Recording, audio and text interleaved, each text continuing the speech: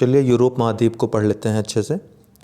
Europe महाद्वीप की बात करें तो कल मैंने एशिया महाद्वीप पढ़ाया था, वहीं जहाँ से ख़त्म किया था वहीं से शुरुआत करेंगे।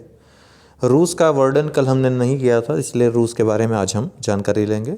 इसलिए क्योंकि रूस यूरोप और एशिया दोनों में फैला हुआ है, लेकिन रूस की राजधानी चूँकि मॉस्को यूरोप में आती है, इसलिए रूस का अध्ययन यूरोप महाद्वीप के अंतर्गत करना ज़्यादा सही रहता है। यूराल पर्वत, काकेशस पर्वत, कैस्पियन सागर, ब्लैक सी और भूमध्य सागर, ये एशिया और यूरोप की सीमा रेखा बनाते हैं। एशिया और यूरोप की सीमा बनाते हैं। ठीक ऐसे ही स्पेन के नीचे एक स्थान है जिब्राल्टर, आपको दिख रहा होगा। जिब्राल्टर ये स्थान भले ही स्पेन के दक्षिण में है, लेकिन यूके के अधिकार क्षेत्र में, यूनाइटेड किंगडम के अधिकार क्षेत्र में। तो यहाँ पर एक जलसंधि है, जिब्राल्टर जलसंधि, जो कि भूमध्य सागर और अटलांटिक महासागर को जोड़ रही है। भूमध्य सागर और अटलांटिक महासागर को जोड़ रही है। वहीं ये यूरोप की मुख्य भूमि को अफ्रीका की मुख्य भूमि से अलग कर रही है। स्पेन और मोरक्को के बीच, ये मोरक्को है, ये स्पेन है, स्पेन और मोरक्को के बीच ये स्थित है जिब्राल्टर जलसंधि। कभी भी आए ये दोनों चीज़ें आप याद रखिएगा। यूरोप महाद्वीप, इस महाद्वीप को अगर ध्यान से देखें तो ये 3 तरफ से समुद्र से घिरा हुआ है। उत्तर में आर्कटिक ओशन, आर्कटिक महासागर है, पश्चिम में अटलांटिक महासागर है और दक्षिण में इसके मेडिटेरियन सी है, भूमध्य सागर है। तो इस तरीके से ये प्रायद्वीप है, ये एक प्रायद्वीप है। तो यूरोप महाद्वीप एक प्रायद्वीप भी है। दूसरी बात है,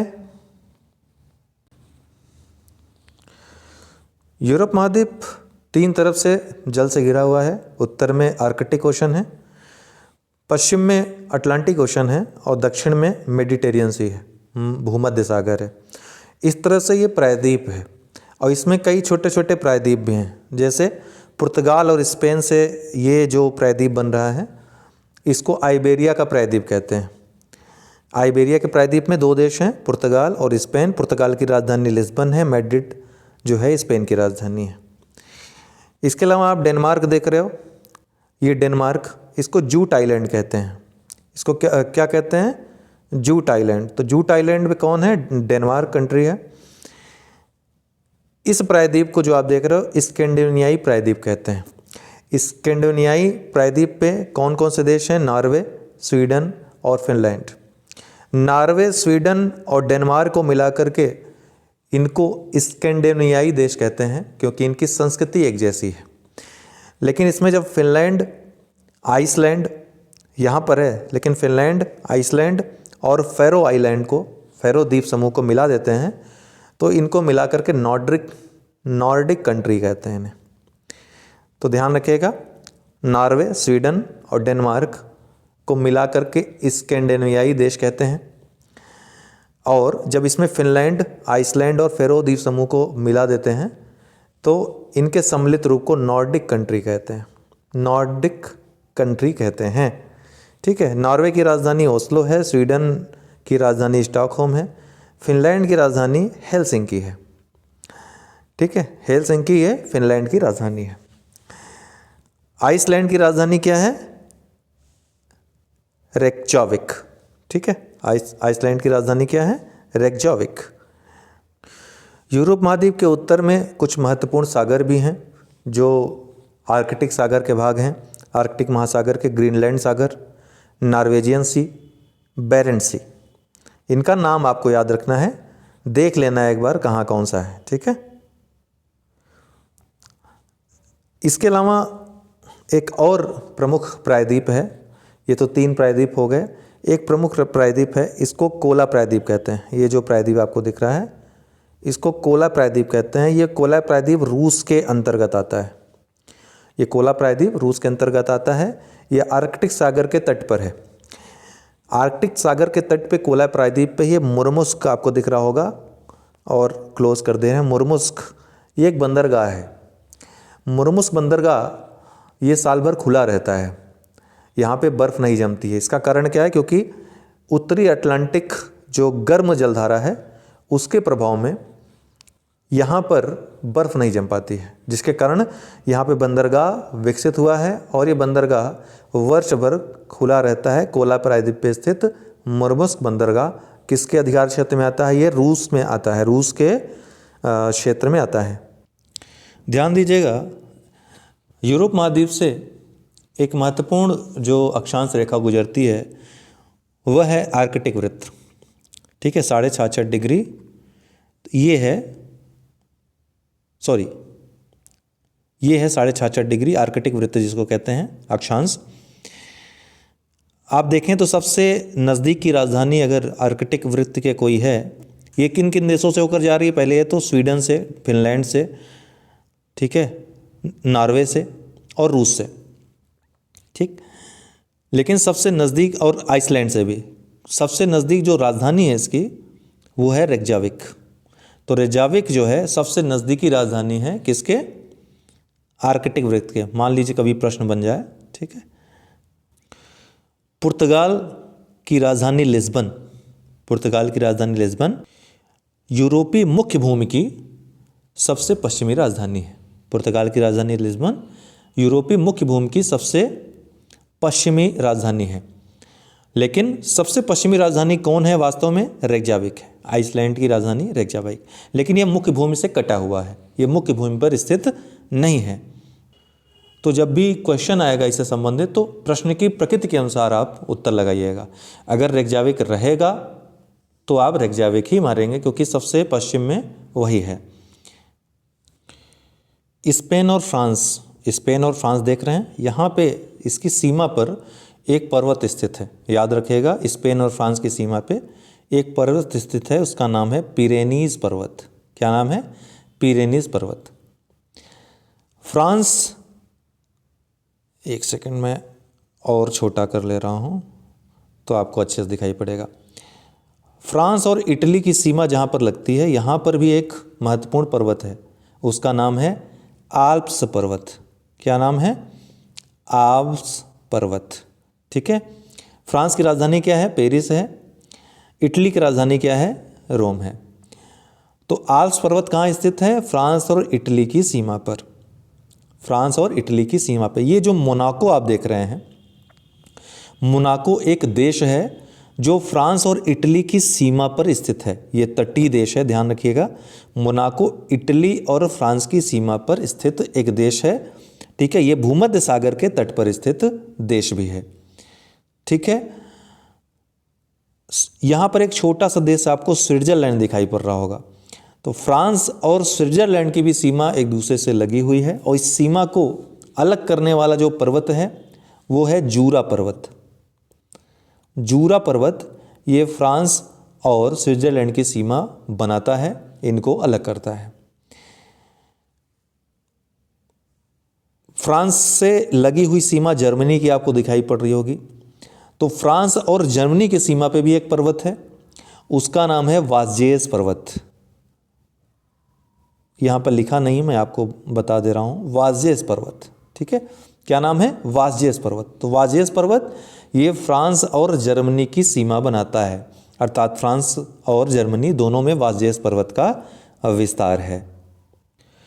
ध्यान रखिएगा, इटली और फ्रांस की सीमा पर जो आल्प्स पर्वत है, इसमें जो सर्वोच्च चोटी है आल्प्स पर्वत की, माउंट ब्लैक, माउंट ब्लैक अक्सर आप सुनते होंगे, कई बार एग्जाम में आया है। ये कहाँ स्थित है? ये सर्वोच्च चोटी है आल्प्स पर्वत की, ये फ्रांस में स्थित है। कहाँ पर स्थित है? फ्रांस में स्थित है। फ्रांस के उत्तर में आप जो ये सागर देख रहे हैं, नॉर्थ सी है, उत्तरी सागर है। और यहाँ उत्तर में एक अलग द्वीप देख रहे होंगे जो कि यूरोप की मुख्य भूमि पे नहीं है, मुख्य भूमि से अलग है। तो मुख्य भूमि से जो अलग ये देश है, बहुत महत्वपूर्ण देश है, इसी को यूनाइटेड किंगडम, यहीं पर इंग्लैंड है, ब्रिटेन, ग्रेट ब्रिटेन या यूनाइटेड किंगडम जिसको कहते हैं। अंतर इतना हो जाता है कि यूनाइटेड किंगडम में कौन कौन आता है? इंग्लैंड, वेल्स और स्कॉटलैंड। स्कॉटलैंड का ग्लासगो शहर, जहाँ पर अभी COP26 का शिखर सम्मेलन हुआ, वो कहाँ पर है? ग्लासगो, स्कॉटलैंड में, अर्थात ग्रेट ब्रिटेन, यूनाइटेड किंगडम में है। यूनाइटेड किंगडम में जब उत्तरी आयरलैंड, ये आयरलैंड है, उत्तरी आयरलैंड को मिला देते हैं तब इसको सम्मिलित रूप से यूनाइटेड किंगडम कहा जाता है। तब इसको सम्मिलित रूप से ग्रेट ब्रिटेन कहा जाता है। ठीक है। यूनाइटेड किंगडम में कौन शामिल है? इंग्लैंड, वेल्स और स्कॉटलैंड। जब इसमें उत्तरी आयरलैंड को भी शामिल कर लेंगे तब ये ग्रेट ब्रिटेन कहलाएगा। तो यूके और ग्रेट ब्रिटेन में ये अंतर आप लोग समझिएगा।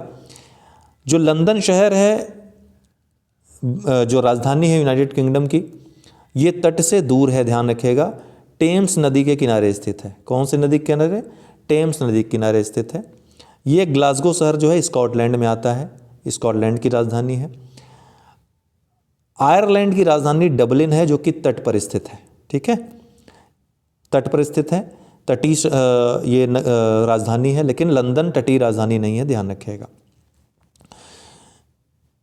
ये सेल्टिक सी है जो कि अटलांटिक महासागर में स्थित है।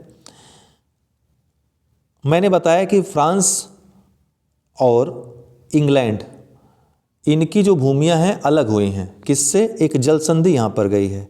इस जल संधि को डोवर जल संधि, डोवर जल संधि या इंग्लिश चैनल बोलते हैं। यही विश्व प्रसिद्ध इंग्लिश चैनल भी है।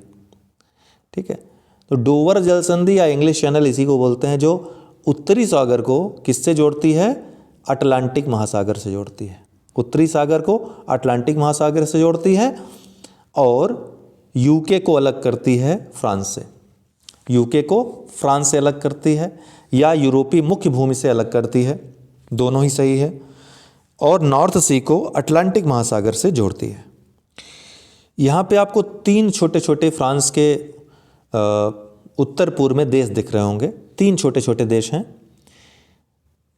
ये बेल्जियम है, ये नीदरलैंड है और ये छोटा सा तट से दूर ये है लग्जमबर्ग। बेल्जियम, नीदरलैंड और लग्जमबर्ग। बेल्जियम की राजधानी ब्रुसेल्स है, नीदरलैंड की राजधानी एम्स्टर्डम है और लग्जमबर्ग की राजधानी लग्जमबर्ग है। लग्जमबर्ग की राजधानी।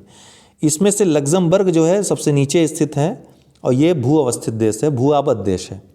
बाकी नीदरलैंड और बेल्जियम ये नॉर्थ सी, उत्तरी सागर के तट पर स्थित हैं। पहले इनके पास भूमि नहीं हुआ करती, इन तीनों देशों के पास। इन तीनों देशों को ध्यान रखिएगा, बेनेलेक्स कंट्रीज कहते हैं, बेनेलेक्स। ठीक है, बी से बेल्जियम, एन से नीदरलैंड और एलेक्स से लग्जमबर्ग। तो इनको बेनेलेक्स कंट्री भी तीनों को कहते हैं। इनमें से लग्जमबर्ग भू अवस्थित है, बाकी दोनों तट पर स्थित हैं। ध्यान रखिएगा, नीदरलैंड और ब्रुसेल्स में, बेल्जियम में, मुख्यतः नीदरलैंड में समुद्र को ढकेल करके यहाँ पर दीवार बना दी गई, स्टील की दीवार। ठीक है, एक मजबूत दीवार खड़ी कर दी गई ताकि मुख्य भूमि में औद्योगिक शहर, नगर और कृषि की जा सके। तो ऐसी भूमि को, जो दीवार है, ऐसी दीवार को, जो मजबूत दीवार बनाई गई है, यहाँ पर डाइक कहा जाता है। क्या कहा जाता है? स्थानीय भाषा में डाइक कहा जाता है। और ऐसी भूमि को, जो समुद्र को ढकेल कर बनाई गई है, पोल्डर भूमि कहा जाता है। पोल्डर भूमि कहा जाता है। तो पोल्डर भूमि कहाँ पाया जाता है? तो ध्यान रखिएगा, नीदरलैंड, बेल्जियम और अगर लग्जमबर्ग पूछेगा और नीदरलैंड और बेल्जियम ऑप्शन में नहीं रहेगा तो आप लग्जमबर्ग आंसर में लगा दीजिएगा, याद रखिएगा। लेकिन मुख्यतः नीदरलैंड में इस तरह की पोल्डर भूमि ज़्यादा देखने को मिलती है। नीदरलैंड का एक प्रमुख शहर और राजधानी है एम्स्टर्डम। नीदरलैंड में ही एक महत्वपूर्ण बंदरगाह है रॉटरडम बंदरगाह। रॉटरडम बंदरगाह दोस्तों यूरोप का व्यस्ततम बंदरगाह है। रॉटरडम यूरोप का व्यस्ततम बंदरगाह है। ये राइन नदी के किनारे स्थित है। रॉटरडम में जो सामान आता है व्यापार के लिए, इसकी ढुलाई राइन नदी के सहारे होती है। आंतरिक, जो महाद्वीप के जो आंतरिक केंद्र हैं, वहाँ पर राइन नदी के द्वारा सामान को ले जाया जाता है। इसलिए राइन को व्यस्ततम आंतरिक जलमार्ग भी यूरोप का कहते हैं। राइन को यूरोप का व्यस्ततम आंतरिक जलमार्ग भी कहते हैं। कहाँ से कहाँ तक? रॉटरडम से ये जुड़ा हुआ है। रॉटरडम शहर राइन नदी के किनारे स्थित है और रॉटरडम बंदरगाह से जो माल की आवाजाही होती है राइन नदी के सहारे कई देशों में जो यूरोपीय कंट्री हैं अंदर की तरफ होती है। इसलिए राइन नदी को यूरोप का आंतरिक जलमार्ग, सबसे व्यस्ततम आंतरिक जलमार्ग भी कहते हैं। ये बाल्टिक सागर है। अभी हम सभी सागरों के बारे में, उनके किनारे कौन कौन से देश स्थित हैं, आपको लास्ट में करवाएंगे ट्रिक के माध्यम से, इसलिए अभी नहीं करवा रहे हैं। ये बाल्टिक सी है। बाल्टिक सी के किनारे आप पूर्व में देखेंगे तो एस्टोनिया, लाटविया और लिथुआनिया 3 देश स्थित हैं। एस्टोनिया की राजधानी तल्लीन, लाटविया की राजधानी रीगा और लिथुआनिया की राजधानी विलिनियस। राजधानी भी याद रखिएगा साथ साथ। तो ये जो तीनों देश हैं इनको बाल्टिक देश कहते हैं। क्या कहते हैं? बाल्टिक देश कहते हैं। ठीक है, याद रखिएगा। एस्टोनिया, लाटविया, लिथुआनिया, इन तीनों को बाल्टिक देश कहते हैं। यूरोप में दुनिया के 2 सबसे छोटे देश स्थित हैं। एक तो इटली में ही है, इटली के अंदर, ठीक है, इटली के अंदर रोम जो शहर है, इटली की राजधानी है, रोम के अंदर ही एक छोटा सा देश स्थित है, उसको कहते हैं वेटिकन सिटी। Vatican city. और ये सैन मारिनो जो आप दे रहे हैं, ये भी एक कंट्री है जो कि इटली के तट पर स्थित है। इटली के अंदर, मतलब देश के अंदर देश स्थित हैं। ऐसे 2 देश हैं पूरे विश्व में, एक वेटिकन सिटी है जो कि रोम में स्थित है और दूसरा सैन मेरिनो, ये भी इटली में ही स्थित है। ये याद रखिएगा। मैंने बताया कि विश्व में 2 जो सबसे छोटे देश हैं वो यूरोप में स्थित हैं। एक तो रोम में स्थित वेटिकन सिटी, ये आपको दिख रहा है वेटिकन सिटी, और दूसरा जो सबसे छोटा देश है मोनाको, जो इटली और फ्रांस की सीमा पर स्थित है। मोनाको शहर, ये भी दूसरे नंबर का सबसे छोटा देश है। ठीक है, शहर भी कह सकते हैं लेकिन ये देश है। भूमध्य सागर के तट पर वैसे तो बहुत सारे यूरोपीय कंट्रीज़ हैं, लेकिन एकमात्र यूरोपीय जो राजधानी है वो स्थित है, वो है एथेंस, जो कि ग्रीस की राजधानी है। ध्यान रखिएगा, ग्रीस की राजधानी एथेंस एकमात्र राजधानी है यूरोप की जो भूमध्य सागर में स्थित है, भूमध्य सागर के तट पर स्थित है। देश तो बहुत स्थित हैं, लेकिन एकमात्र राजधानी जो इसके तट पर स्थित है वो है एथेंस।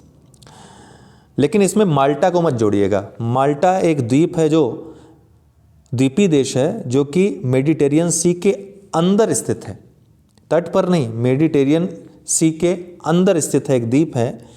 ठीक है, माल्टा, जिसकी राजधानी है वेलेटा। इसके अलावा कल हमने बताया था साइप्रस भी भूमध्य सागर में स्थित है, मेडिटेरियन सी के अंतर स्थित एक द्वीपीय देश है जिसकी राजधानी है निकोसिया, लेकिन ये एशिया में पड़ता है। काला सागर और भूमध्य सागर के तट पर कुछ ऐसे देश स्थित हैं जिनको सम्मिलित रूप से सम्मिलित रूप से बाल्कन देश कहते हैं। इन बाल्कन देशों का नाम याद रखिएगा, ग्रीस, ठीक है, Greece, Serbia, Montenegro, Bulgaria, Romania,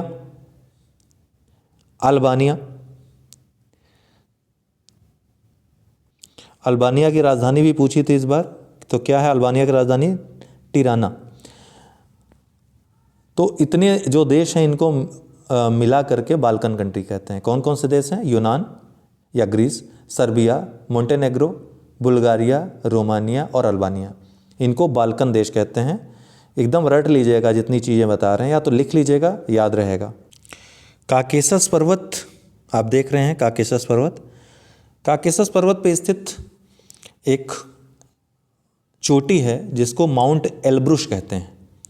mount Elbrus ये यूरोप की सर्वोच्च चोटी है। माउंट एल्ब्रुस यूरोप की सर्वोच्च चोटी कहाँ स्थित है? रूस के भूभाग में आता है ये, ठीक है, रूस का जो यूरोपीय भूभाग है उसके अंतर्गत आता है। कहाँ पर स्थित है? काकेशस पर्वत पे। आपको मैंने बताया आल्प्स, काकेशस, यूराल, ये महत्वपूर्ण वलित पर्वत हैं, नवीन पर्वत हैं जो कि यूरोप में स्थित हैं। बाकी अन्य पर्वतों का भी हमने आपको बताया।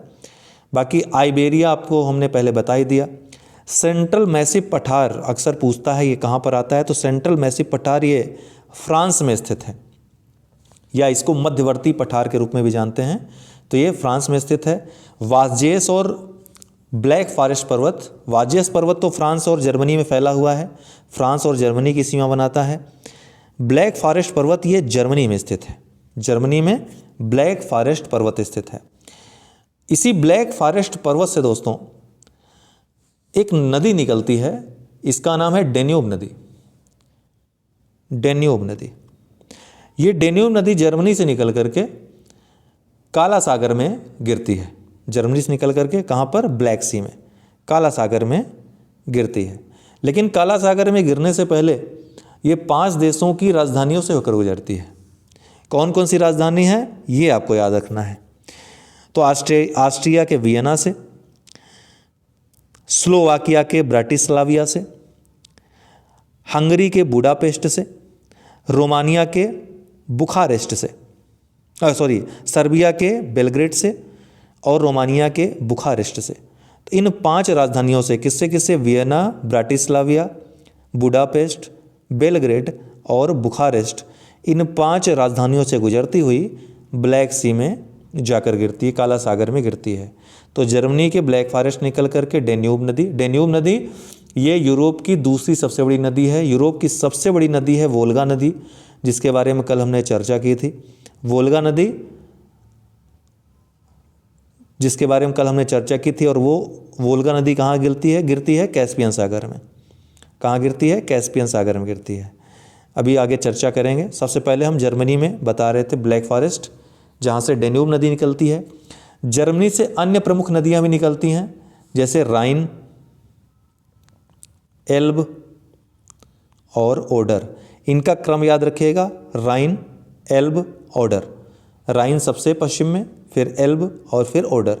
इन तीनों का प्रवाह उत्तर की तरफ है, नॉर्थ की तरफ है। ये नॉर्थ सी में गिरती है। ये कहाँ गिरती हैं? नॉर्थ सी में गिरती हैं, याद रखिएगा।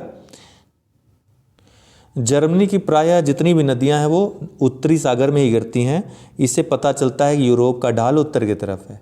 लेकिन ऐसा नहीं कि सभी उत्तर की तरफ ही गिरती हैं। भूमध्य सागर में गिरने वाली कुछ नदियां हैं। कुछ नदियां ऐसी हैं जो काला सागर की तरफ भी जाती हैं, कैस्पियन सागर में भी गिरती हैं। लेकिन अधिकतर नदियां उत्तरी सागर में गिर रही हैं। इसका मतलब है कि ये ढाल जो है उत्तर की तरफ है।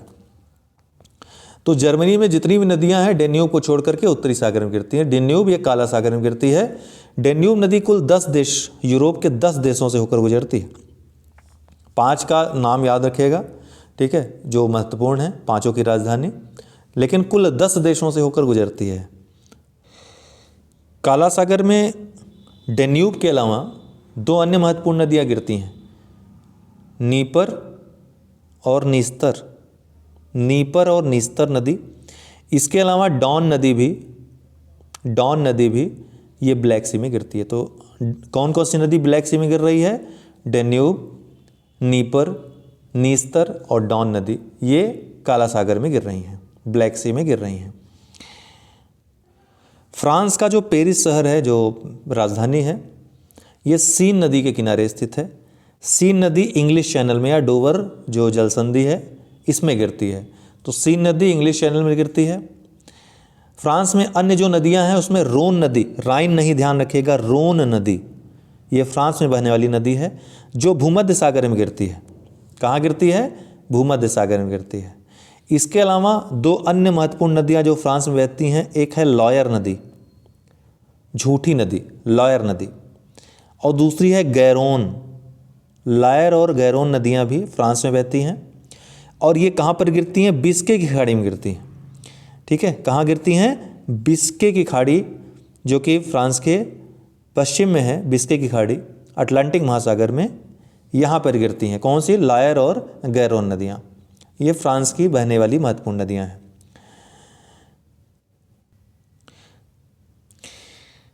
हमने आपको बताया जर्मनी में जो राइन नदी बहती है, राइन नदी की एक सहायक नदी है रूर नदी। ये सहायक नदी है। राइन नदी और रूर नदी के बीच में जो बेसिन है, इसका जो बेसिन है बीच में, इसको रूर बेसिन के रूप में जाना जाता है, जो कि बहुत बड़ा कोयला क्षेत्र है। ये कहाँ है? जर्मनी में। बहुत बड़ा कोयला क्षेत्र होने के कारण इसको यूरोप का औद्योगिक केंद्र या यूरोप का औद्योगिक हृदय स्थल भी कहा जाता है रूर बेसिन को। ठीक है, कहाँ पर स्थित है? जर्मनी में। हमने बताया इटली और फ्रांस की सीमा पे आल्प्स पर्वत स्थित है। आल्प्स से एक महत्वपूर्ण नदी बहती है, उसको पो नदी कहते हैं। कौन सी नदी? पो नदी। पो नदी के आर्थिक महत्व के कारण इसको इटली की गंगा भी कहा जाता है। क्या कहा जाता है? इटली की गंगा। और पो नदी ये कहाँ पर गिरती है, किस सागर में? तो एड्रियाटिक सी आपको दिख रहा है, ये एड्रियाटिक सी में पो नदी गिरती है। तो इटली की पो नदी बहुत महत्वपूर्ण नदी है, लेकिन इटली की राजधानी जो रोम है ये पो नदी के किनारे स्थित नहीं है, ये है टाइबर नदी के किनारे स्थित। नाम याद रखिएगा, टाइबर नदी के किनारे इटली की राजधानी रोम स्थित है। पो नदी के बारे में एक और महत्वपूर्ण बात है कि पो नदी के बेसिन में एक मैदान स्थित है जिसको लोबार्डी का मैदान कहते हैं। लोबार्डी का मैदान। लोबार्डी का मैदान धान की खेती के लिए पूरे विश्व में प्रसिद्ध है। यूरोप में सबसे ज़्यादा चावल की खेती यहीं पर होती है, लोबार्डी के मैदान में। इटली में कुछ और महत्वपूर्ण शहर हैं, जैसे मिलान। मिलान को इटली का मैनचेस्टर कहा जाता है। इटली का मैनचेस्टर कहा जाता है, यहाँ सूती वस्त्र के निर्माण के लिए फेमस है। तुरिन, ये तुरिन जो शहर दिख रहा है, इसको इटली का डेट्राइट कहा जाता है। मोटर कार का निर्माण यहाँ पर होता है। वेनिस, जो कि एड्रियाटिक सी को काट कर बनाई गई है, एड्रियाटिक सी में ही ये शहर बसाया गया है पूरा। 120 द्वीप हैं इस शहर में। वेनिस बहुत सुंदर शहर है, और यहाँ पर अक्सर अगर आपको टूर करने जाना है यूरोप में तो वेनिस जरूर जाइए। वेनिस नहीं गए तो कहीं नहीं गए। वेनिस को एड्रियाटिक की रानी कहा जाता है। एड्रियाटिक सी को ही, इसी में टापुओं के ऊपर इसको बसाया गया है। जल के ऊपर जब आप जाओगे तो इसमें सफ़र करोगे। जिस नाव में यहाँ पे लोग सफ़र करते हैं उस नाव को गांडोला कहते हैं। गांडोला, गांडोला नामक नाव पे सफ़र होता है।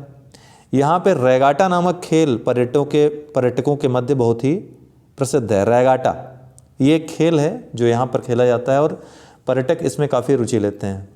बहुत ज़्यादा पर्यटन के लिए ये जो शहर है वेनिस इटली का, ये प्रसिद्ध है।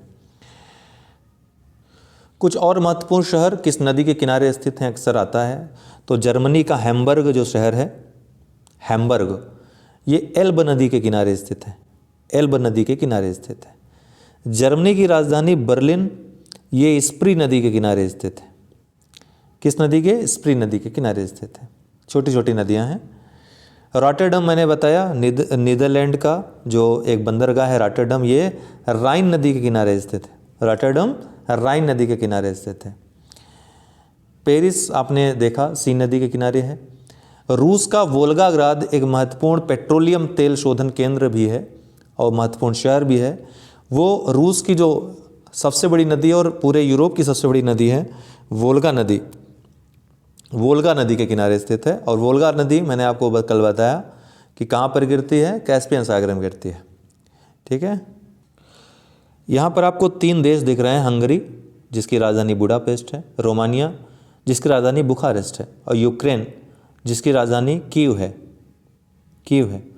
ये 3 देशों में ये शीतोष्ण घास के मैदान के लिए फेमस हैं। तीनों देश यहाँ पे शीतोष्ण घास के मैदान पाए जाते हैं। इन शीतोष्ण घास के मैदानों को हंगरी में पुस्टाज कहते हैं। हंगरी में पुस्टाज कहते हैं। रोमानिया और यूक्रेन में इनको स्टेपी कहा जाता है। स्टेपी कहा जाता है। ये स्टेपी क्षेत्र गेहूं की फसल के उत्पादन के लिए विश्व भर में फेमस है। गेहूं का उत्पादन यूक्रेन में बहुतायत में होता है, इसीलिए विश्व का अन्न भंडार भी कहते हैं इसे, या फिर रोटी की डलिया भी कहते हैं। तो स्टेपी पूछेगा तो स्टेपी लगाइएगा, यूक्रेन पूछेगा यूक्रेन लगाइएगा। इसको रोटी की डलिया या विश्व का अन्न भंडार भी कहा जाता है। फ्रांस यूरोप की सबसे बड़ी, अगर रूस को हम एशिया में गिने तो यूरोप की सबसे बड़ी जो कंट्री है, यूरोप का सबसे बड़ा क्षेत्रफल वाला देश है तो फ्रांस है। फ्रांस में जलवायु की बहुत ज़्यादा विविधताएं पाई जाती हैं। इतनी विविधता पाई जाती है कि पूरे यूरोप के देशों की अगर जलवायु को ले लिया जाए तो फ्रांस में समाहित हो जाती हैं। इसलिए फ्रांस को भूमि और जलवायु की दृष्टि से लघु यूरोप भी कहा जाता है। और ये एकमात्र ऐसा देश है जो खाद्यान्न में आत्मनिर्भर है। खाद्यान्न में आत्मनिर्भर एकमात्र जो देश है यूरोप का वो फ्रांस है। हालांकि लोग यहाँ पे नगरों में रहते हैं, लेकिन फिर भी इसको किसानों का देश कहा जाता है, क्योंकि यहाँ खेती बहुत ज़्यादा होती है। शैम्पेन एक ज़िला है यहाँ का, शैम्पेन। शैम्पेन ज़िला ये शैम्पेन नामक शराब के उत्पादन के लिए प्रसिद्ध है। आपने नाम सुना होगा शराब का, शैम्पेन। तो शैम्पेन जो ज़िला है ये शैम्पेन नामक शराब के उत्पादन के लिए विश्व प्रसिद्ध है।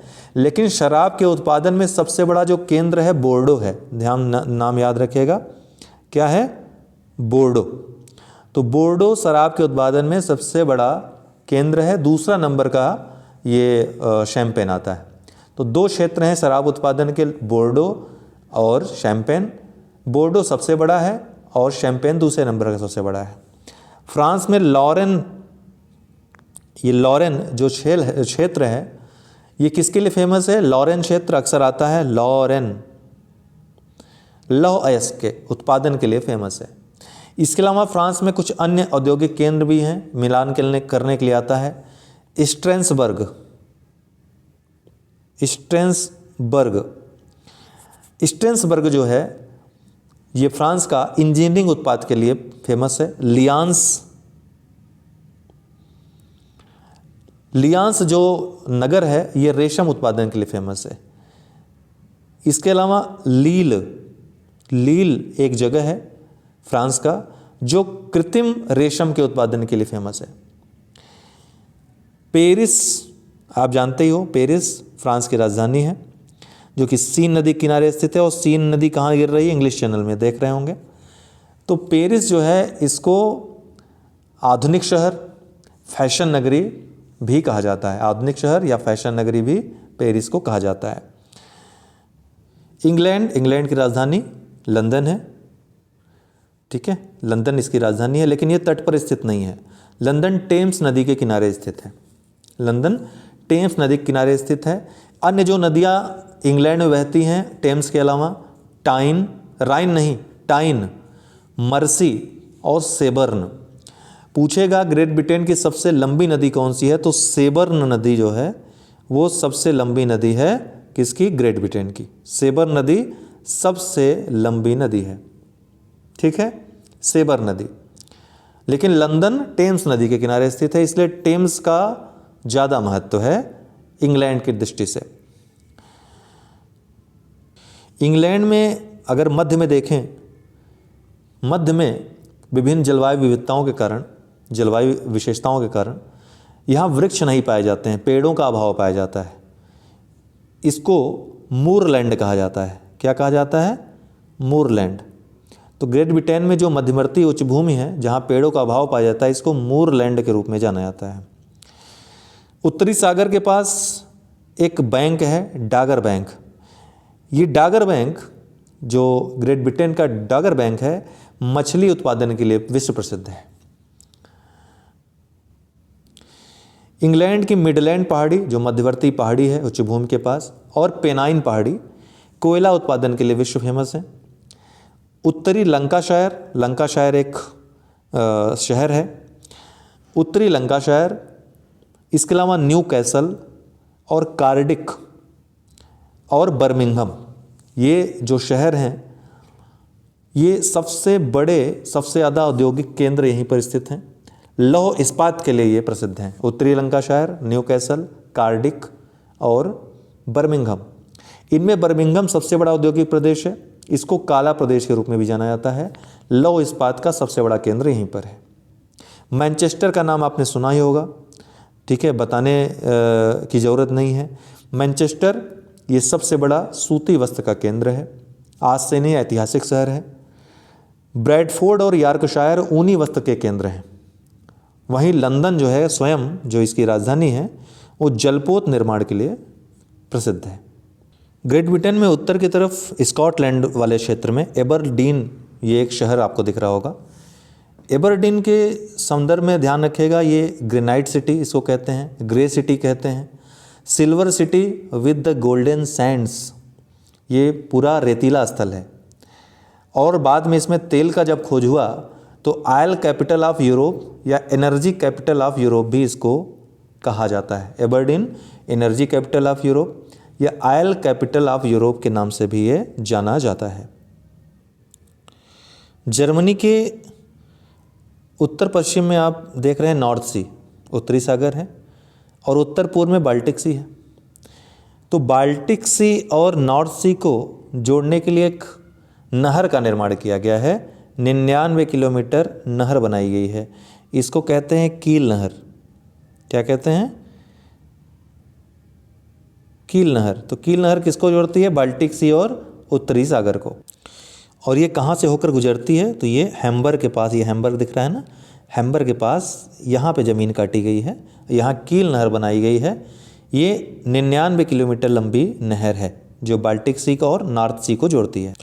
अगर पूछे प्रश्न आए कि फ्रांस और जर्मनी की सीमा पे कौन नदी बहती है, कौन सी नदी फ्रांस और जर्मनी की सीमा बहती है, तो उत्तर होगा राइन नदी। याद रखिएगा, राइन नदी ये फ्रांस और जर्मनी की सीमा पे कुछ दूर बहती है। तो फ्रांस और जर्मनी की सीमा पे बहने वाली नदी राइन नदी है। अगर पूछेगा जर्मनी और पोलैंड की सीमा पर बहने वाली कौन सी नदी है, जर्मनी और पोलैंड की सीमा पे कौन सी नदी बहती है, तो कुछ दूर जर्मनी और पोलैंड की सीमा पे जो नदी बहती है वो है ओडर नदी। ओडर नदी। शुरुआत में इन नदियों का हमने नाम लिया था, बार बार ले रहा हूँ ताकि आपको याद हो जाए ये सब नदियाँ कहाँ बह रही हैं। ठीक है, जर्मनी और पोलैंड की सीमा बहती है। और एक बात बताइए, डेन्यूब को छोड़ करके बाकी जो अन्य नदियाँ हैं, राइन, रूर, मेन, हम्स, वेसर, एल्ब, ओडर, ये सभी नदियाँ उत्तरी सागर में गिरती हैं। एकमात्र डेन्यूब नदी है जर्मनी की जो आपके काला सागर में जाकर गिरती है। जर्मनी के बारे में बहुत सारी बातें हमने की। रूर बेसिन के बारे में बात करी।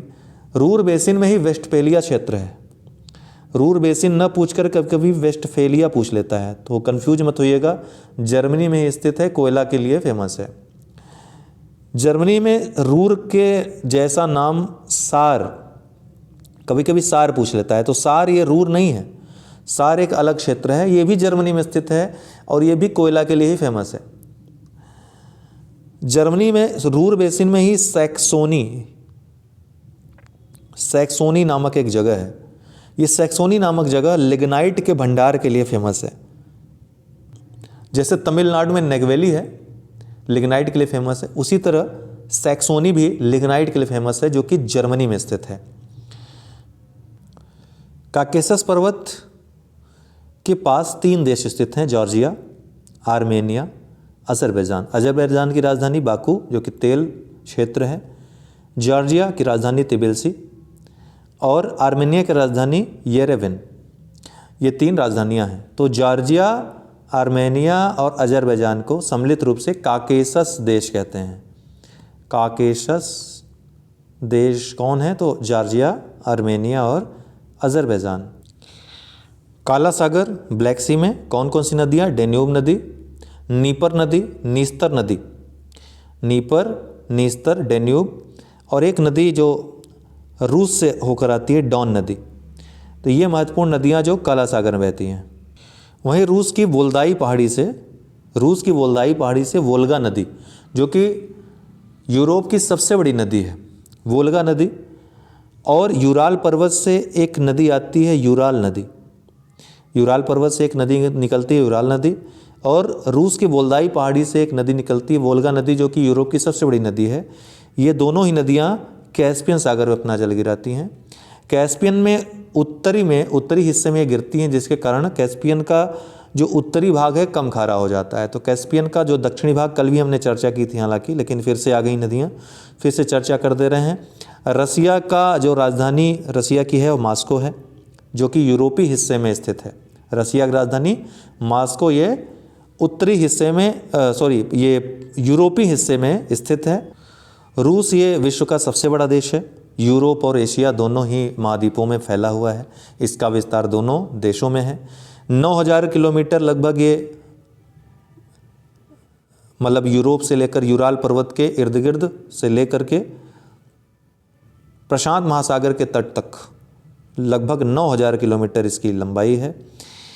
इसी तरह आर्कटिक वृत्त से लेकर के जो ये आपका कैस्पियन सागर का एरिया दिख रहा है, यहाँ तक लगभग 4500 किलोमीटर इसकी चौड़ाई है। तो इतना लंबा चौड़ा देश है।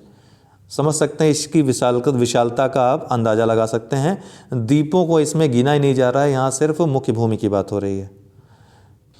इसके इसी विस्तार के कारण इसमें 11 टाइम जोन बनाए गए हैं। कितने?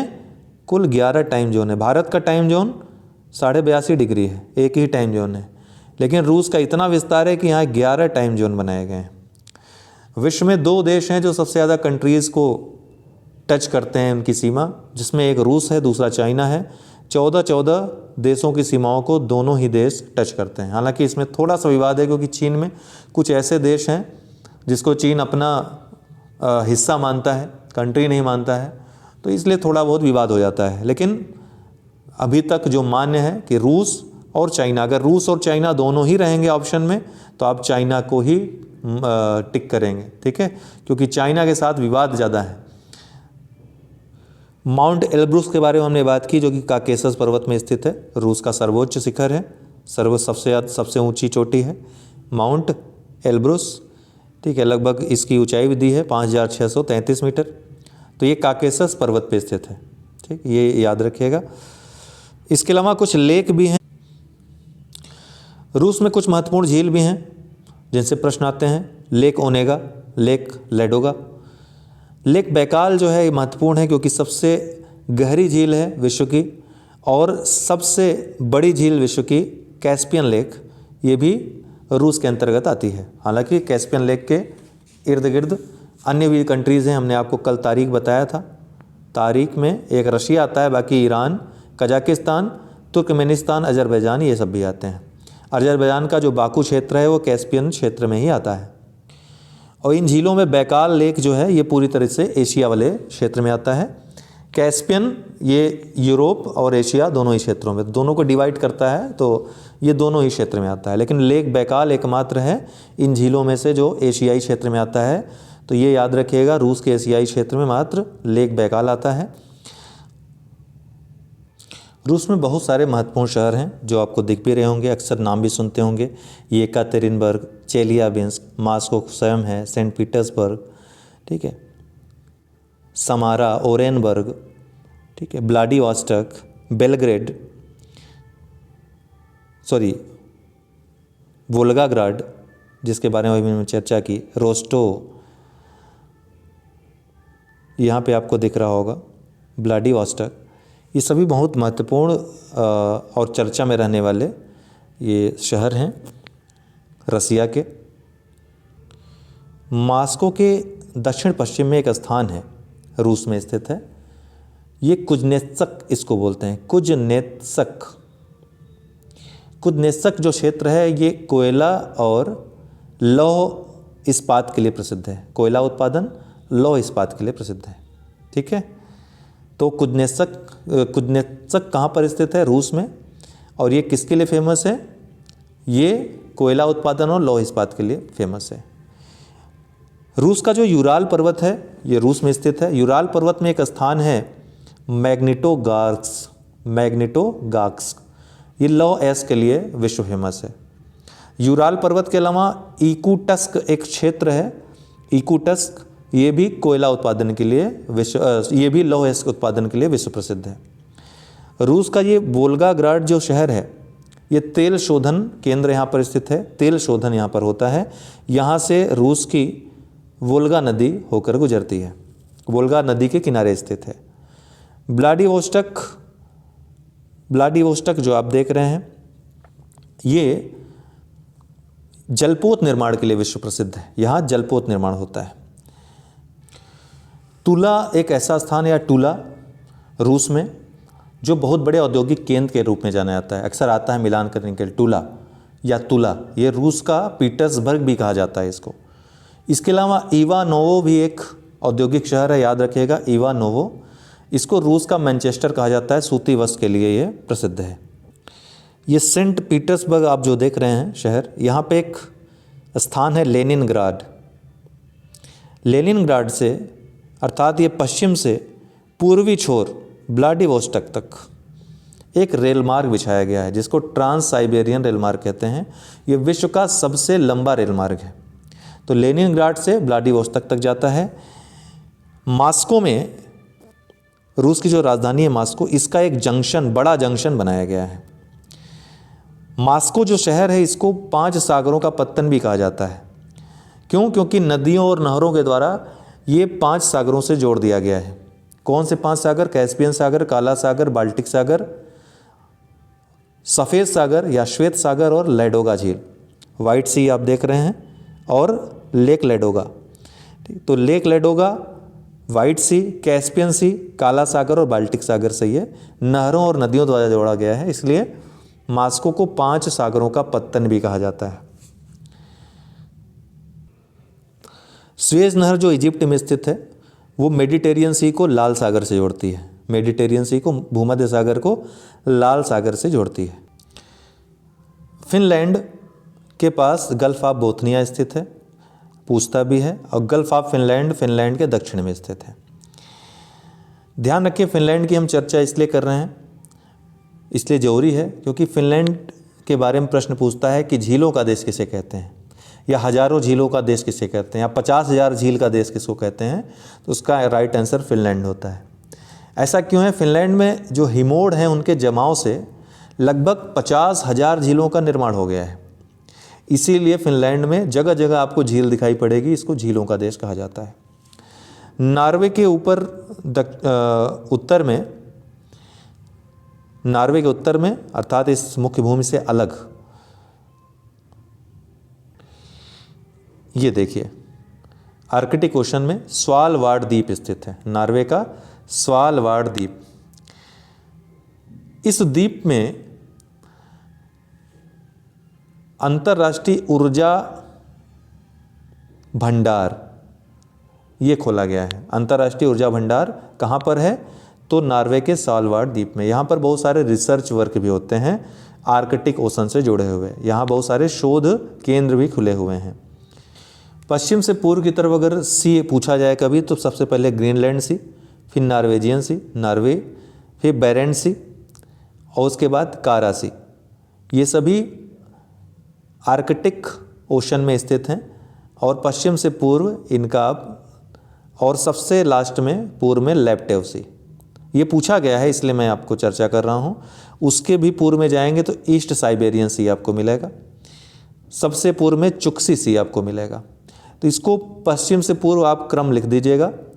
सबसे पहले डेनमार्क, ग्रीनलैंड सी, फिर नॉर्वेजियन सी, फिर बेरेंट सी, कारा सी, लेप्टेव सी, ईस्ट साइबेरियन सी, और सबसे लास्ट में चुक्सी सी, चुक्सी सागर। अब कुछ जल संधियां हैं, उनके बारे में देख लीजिए। ये देखिए कोर्सिका है जो कि फ्रांस के अंतर्गत आता है, और सर्डिनिया है जो कि इटली के अंतर्गत आता है। तो कोर्सिका और सर्डिनिया या फ्रांस और इटली के बीच एक जल संधि है, इसको बेनिफेंसियो की जल संधि कहते हैं। ये बेनिफेंसियो की जल संधि टिएरियन सागर और मेडिटेरियन सी, भूमध्य सागर और टिएरियन सागर को जोड़ती है, और फ्रांस और इटली के भूभाग को अलग करती है, याद रखिएगा। दूसरी प्रमुख जल संधि है ओट्रेंटो या ओरेंटो जल संधि। ओट्रेंटो या ओरेंटो जल संधि ये किसको किसको जोड़ती है? ये आयोनियन सागर और एड्रियाटिक सागर को जोड़ती है। एड्रियाटिक सी और आयोनियन सी को ये जोड़ती है। कौन सी जल संधि? ओट्रेंटो या ओरेंटो जल संधि। और इटली को अल्बानिया से अलग करती है। इटली को अल्बानिया से अलग करती है। इटली और अल्बानिया को अलग करती है। कौन सी जल संधि यहाँ पर है? ओट्रेंटो जल संधि या ओरेंटो जल संधि। एक प्रमुख और जल संधि है बास्पोरस जल संधि। बास्पोरस जल संधि तुर्की में स्थित है, ठीक है, तुर्की के अंतर्गत आता है बास्पोरस जल संधि। ये किसको जोड़ती है? तो काला सागर और मरमरा सागर को जोड़ती है। ब्लैक सी और मरमरा सागर ये है। मरमरा सागर और ब्लैक सी को टर्की की जो बास्पोरस जल संधि है वो जोड़ती है। ये तुर्की के मध्य में स्थित है। ये इस्तांबुल है तुर्की का, तुर्की के मध्य में स्थित है। और ये मरमरा सागर है। मरमरा सागर भी कहाँ पर स्थित है? तुर्की में। तो मरमरा सागर और काला सागर को कौन जोड़ती है? सी। कौन सा चैनल जोड़ता है? बास्पोरस जल संधि जोड़ती है, ठीक। एक अंतिम है महत्वपूर्ण डार्डेनलीज की जल संधि। तो मरमरा सागर, ये मरमरा सागर है और ये एजियन सागर है। तो यहाँ पर एक जल संधि है उसका नाम है डार्डेनलीज की जल संधि। ये किसको जोड़ती है? मार्मरा सागर को एजियन सागर से जोड़ती है, और ये भी तुर्की में ही, तुर्की के अंतर्गत आता है। तुर्की में दो जल संधियाँ, दो चैनल बनाए गए हैं, एक डार्डेनलीज की जल संधि है और दूसरा चैनल है बास्पोरस की जल संधि। दोनों ही तुर्की के अंदर स्थित हैं, ठीक है। ये किसी भूभाग को अलग नहीं करते हैं, तुर्की के ही दो भूभागों के बीच स्थित हैं। तो बास्पोरस जल संधि काला सागर और मरमरा सागर को जोड़ती है। मरमरा सागर ये है तुर्की के अंतर्गत, काला सागर ये है और ये मरमरा सागर है। इन दोनों को जोड़ने वाली जो जल संधि है बास्पोरस जल संधि है। एजियन सी और मरमरा सागर को जोड़ने वाली जल संधि है, इसको कहते हैं डार्डेनलीज की जल संधि। इस तरह काला सागर को अंततः भूमध्य सागर में संधियों के माध्यम से, जल संधियों के माध्यम से जोड़ दिया गया है। आप इन जितनी भी जल संधियाँ हैं इसका अध्ययन करेंगे तो आपको ये चीज़ पता चल जाएगी। तो यूरोप के अंतर्गत जितनी भी जानकारी थी महत्वपूर्ण, वो सब हमने दे दी है। महत्वपूर्ण औद्योगिक प्रदेश, नदियाँ, पहाड़, पर्वत, सब ठीक है। इतना पढ़ के चले जाइएगा, बार बार देख लीजिएगा, आपका तैयार हो जाएगा। बहुत बहुत धन्यवाद।